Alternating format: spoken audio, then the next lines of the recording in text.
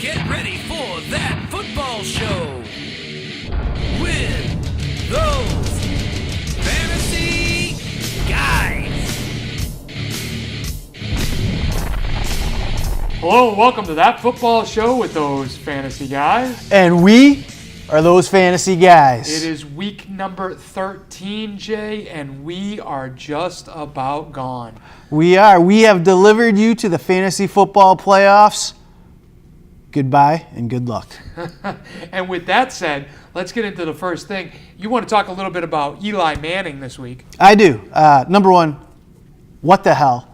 And number two, I got a little question for you. Sure. Now that Eli Manning, he had the second longest active streak, or the second longest streak of consecutive starts. Sure, yeah, I know what you meant. Now that he's sitting, who has the longest active streak? Well, you didn't tell me it was a trivia question. What's the question? Tom Brady. Nope. Your boy, Phillip Rivers. Phillip Rivers, fantastic. Yes. Future Hall of Famer Phillip Rivers. Future Hall of really good. Have you been watching football the last couple weeks? It takes more than a couple of weeks to make the Hall of Fame. All right, we'll see. With that, let's move into this week's injury list. It's huge key injuries. Huge. Be on the screen very shortly. Jay, we've talked about tight end apocalypse. This is like running back apocalypse. I'm not going to read them all, but Cam Newton, Tom Brady, Adrian Peterson, Christian McCaffrey. Let's see, Doug Martin, Alex Collins, Lamar Miller, Julio Jones, Devin Funchess, Robert Woods, Kevin Benjamin, DeAndre Hopkins. I mean, this is ridiculous. I love it that we have it so many. We have it in two different colors to differentiate. Two different colors side by side. Too big for one slide. So Jay, off this massive list, who's jumping off as the most I got two names that are jumping out at me, and they're two names that are going to be foreshadowing for a little bit later in the show. All right. I'm looking at Marquise Lee and Allen Hurns. The Jaguars are for real. They lost a heartbreaker last week. That defense is nasty. Blake Bortles is winning games despite himself. But I think these two guys going down is going to be something that we're going to talk about a little bit later. Fantastic. And with that, let's move on to sneaky starts. The last sneaky start.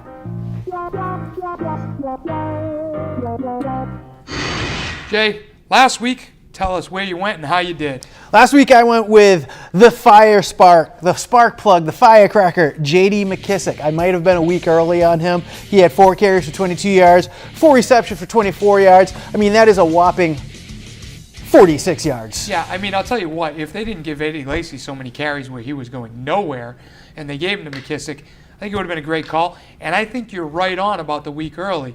Typically, when we miss on a sneaky start, it's the following week that the guy goes off. So we'll be keeping an eye out for J.D. McKissic this week. Also, Jay, last week I told you to start Corey Davis. He was 4 for 4 for 39 yards. Now, Davis had 4 targets for 4 catches for 39 yards. Like I said, typically we're about a week off on these type of things, but that's 9.75 yards per catch. He caught everything thrown at him, and they only threw it to him 4 times. So if we expand those numbers to like 10 targets, which is what a number 1 wide receiver gets, that's almost 100 yards, and that would be a good day. Jay, where are you going this week to make up for last week? Last week was a little bit rough, but I will lead you into the promised land with a solid pick, I guarantee you. And if not, I will answer to it next year. I'm going with Tyrell Williams versus the vaunted Cleveland Browns defense. I feel like first round pick, and like we talked about, Mike Williams is probably going to miss the game, which is going to put Tyrell Williams, not related, into the number 2 spot. The guy's getting a ton of targets, and the targets are going to come the way the Hall of Very Good Quarterback is whipping the ball around the field. They're the hottest team in the AFC West. They are on a mission there after starting 0-4, and I think Tyrell Williams is going to have a ton of 2 things: opportunities and results. Love it, Jay. I mean, it's a great matchup. It's cush even for the San Diego Chargers. The Los Angeles Chargers. First time this year I've done that for the Los Angeles Chargers to take on the Browns. I think this could be a huge day for that offense. It would appear to me that they are on a mission to make a statement over these last couple games, and I think it continues this week. I love the pick.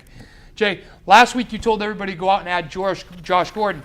A full 13 days before he was the darling of fantasy football talk and the #1 priority waiver wire ad, because that's what we do here. We alert you early to players that you should go out and add before they become the guy that everybody wants, and that's exactly what you did last week, so kudos to you. Thank you. This week, I'm telling you that Josh Gordon plays. He's going to be activated on Friday. If he is activated on Friday, and he does play, he is the ultimate sneaky start. He's playing the Los Angeles Chargers, who have a decent defense and are only allowing 200 yards passing and 12 touchdowns on the season. Gordon hasn't stepped on the football field since 2014, and the quarterback play for the Browns is iffy at best. So what gives? Why is Josh Gordon a fantastic play this week? I'm going to tell you why. Josh Gordon, as I mentioned last week, is a special player. With lightning speed, towering size, hands like vice grips, and all-around freakish ability, he was one of the best wide receivers in the NFL statistically, playing 14 games and racking up 86 catches for 1,646 yards and 9 touchdowns. I'm willing to take a chance on Gordon in his first week back based on potential alone. If Gordon comes back as 75% of the player that he was in 2014, he's an instant top 10 wide receiver and a guy that can propel you to a fantasy championship. With that said, let's move on to tough sits. Sit down, Waldo. Well, my hot streak has definitely continued. Last week I told you I don't need paragraph upon paragraph to explain. I understand. Larry Fitzgerald, 3 catches, 12 yards. Hope I got you into the playoffs. That's it. What else do I need to say? I told you to sit the first ballot Hall of Famer. I told you why, and if you sat him like I told you to, you were able to get points from other people, because no matter who you played aside of Larry Fitzgerald, he had more than 3 catches for 12 yards. Absolutely. Even if you went with Corey Davis. Even if you went with Corey Davis. Jay, last week I told everybody to sit down Jordan Howard because of the matchup and because the Philadelphia was going to run away with this game. That's exactly what happened. Howard had 7 carries for 6 yards. In case you didn't notice, the Philadelphia defense is playing next level football. The Bears' entire identity is running the ball. They have a very good offensive line, and the Eagles just obliterated them. They didn't have a first down. The Bears did not have a first down in the first half of this football game, and the Eagles ran away with the game just like you and I agreed they would. Jordan Howard was a tough sit last week. He's a good start this week, but last week, I hope you sat him down. I hope you took the advice. Jay, follow up.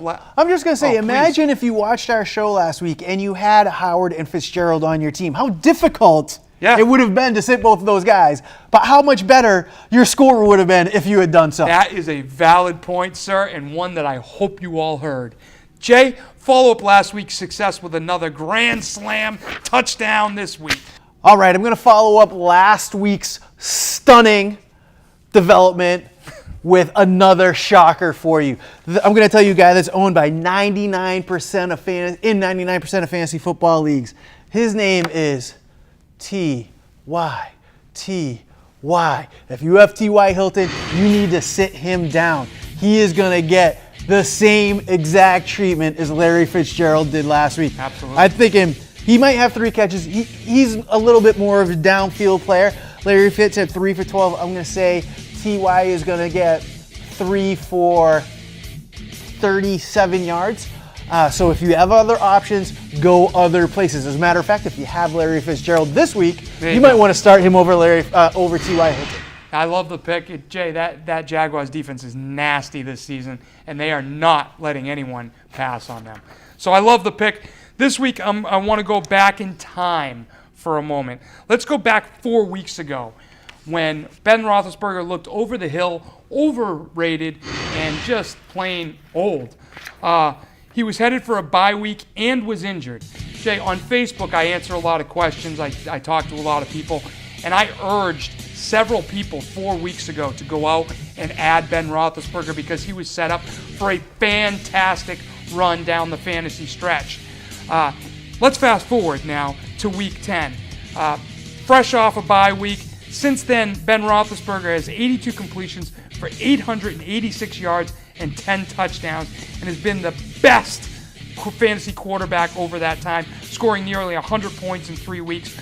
So again, what gives? Well, Ben Roethlisberger is a different quarterback on the road than at home this season, and even though the numbers aren't dramatically different, there's a key difference, and so let's take a listen.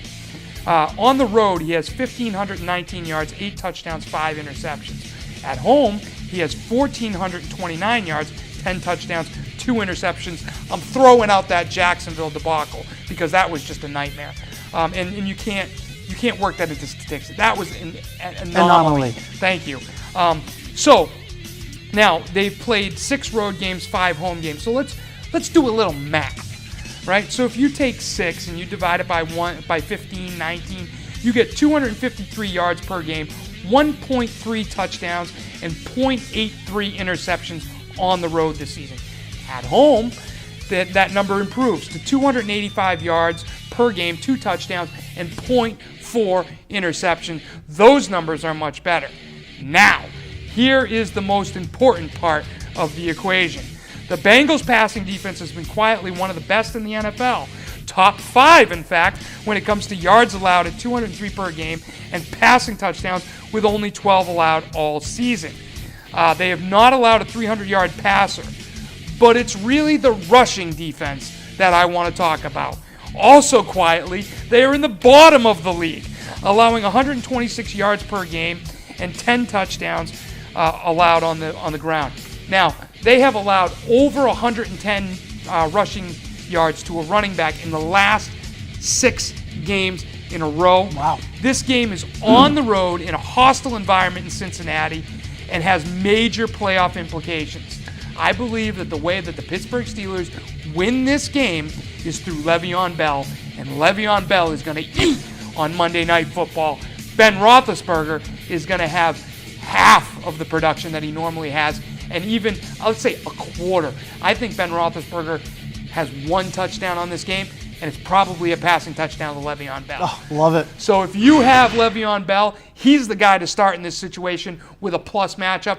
Ben has a negative matchup, and I just think, like I said, on the road in a hostile environment, in a must-win situation for the Steelers, they're going to give the ball to their horse, and Le'Veon Bell is going to eat on Monday Night Football. Love it. That's it. Nothing else to say. Nothing else to say. Well, I'll tell you, I do have something Thank to say. you. I need Le'Veon Bell to have a good game, so I love it. All right, fantastic. Let's move on to Wall Street, the final installment of this 2017 fantasy football season. Jay, take us to the promised land. Well, I know one thing from Wall Street. That's greed is good. All right? I'm not sure what that has to do with fantasy football, but I want my money.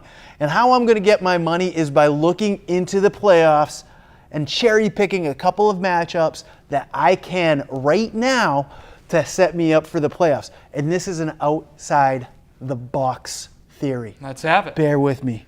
The Tennessee Titans defense. I know you said you don't know what's going on with Tennessee. The offense. But their defense is decent, and their defense in the first week of the playoffs, week 14, plays Arizona with Blaine Gabbert. Yeah. I'm not feeling that. I'm not feeling very explosive offense. I hear you. In week 2, they're going to play Jimmy G and San Francisco. I take a little. I don't know about that. I mean, he doesn't have the coaching or the weapons right. that he had in New England. That's right. So what I'm going to say is, if you can get this defense, because there's some stud defenses out there, like the Steelers, the Eagles. There's some defenses out there that you think you can ride, but if you look at their playoff schedule, they have a big offense that they have to play in the playoffs. So if you can get the Tennessee Titans defense on your bench, the other week you can play your Steelers, the week they're not playing the Patriots, and then you can substitute the Titans in there. There's a bunch of top-end defense. I think the Jags play a very high-powered offense too. Yeah. So if you have one of those stud defenses, and you think you're just going to coast, then all of a sudden that stud defense gets blown up, that can knock you right out of the playoffs. Absolutely. So to have this backup plan in place before the playoffs, before you're scrambling and competing against other people to get these defenses in the playoffs, if you don't have At the draft, you never draft 2 defenses. But going into the fantasy playoffs, you need to look at your defense's matchups, find out what their weak is, and have a backup plan, a contingent plan in place. And this team covers 2 of those weeks. So if you can get the Tennessee Titans right now, it could put you in a position that your defense is not exposed at the worst possible moment. Jay, I love the pick because it's a defensive suggestion, which is not something we usually focus on here, but it's nice to get a little different flavor in there.